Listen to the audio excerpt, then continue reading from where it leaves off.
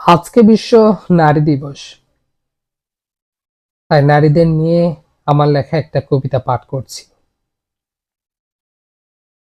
নারী তুমি মায়ের জাত, নারী তুমি বোন, তোমার কোলেই জন্ম আমার, তোমার কোলেই ঘুম। নারী তুমি প্রথম শব্দ, শব্দ সে তো মা, মায়ের মুখে শেখা বলি, জান্নাতি বাগান মা। নারী আজ তুমি কলঙ্কিত, হায়নার থাবায় বন্দি, তোমার কলঙ্কের দাগ মুছতে মোরা সর্বদা তৈরি।